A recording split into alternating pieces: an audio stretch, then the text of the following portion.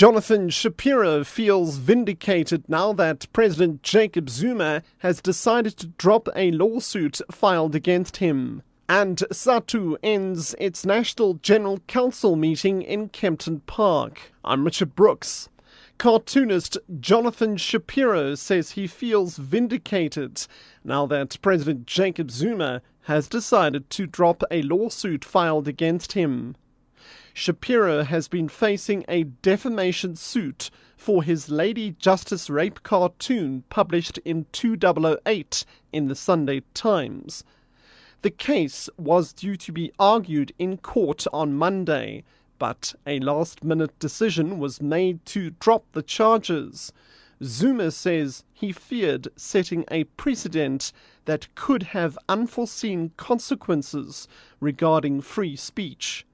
Shapiro believes the president's move was strategic. Now that the case was going to come to court just before Mangaung, it's been clear that they did not have the stomach to go to court at this time. So they started pulling back and withdrawing and capitulating on various issues. They have now folded, they've withdrawn the charges, they're paying costs, and there's no apology demand or confidentiality clause. It's a vindication for us, for the Sunday Times, for myself, and for freedom of expression. Gauteng's health department will be improving the services and quality of care at the province's 4 biggest hospitals. Spokesperson Simon Zwane says intensive care units will get priority attention.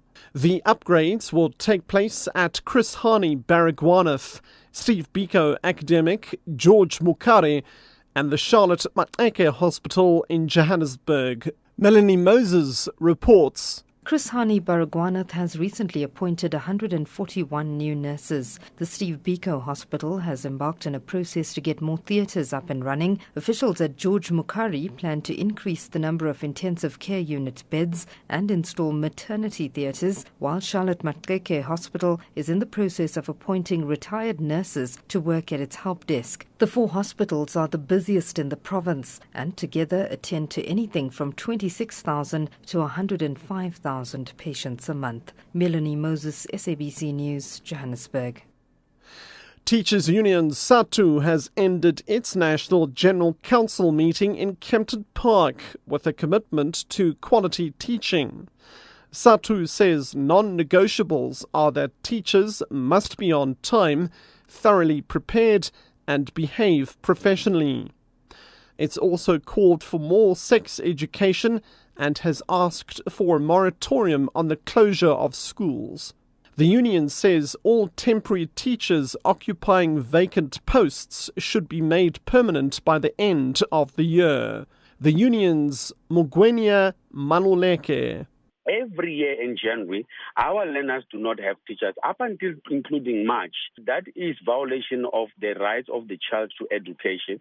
We believe that it's justifiable for us to say they must do their planning now. They must know that the schools have already registered new learners. They know that which schools will be having a substantive post. They must convert those particular substantive posts into permanent posts so that we do not have a problem next year in terms of learners not having teachers. The United Nations has called for a renewed commitment to protect the health of young girls in South Africa. It's also commended the country for reducing HIV transmissions.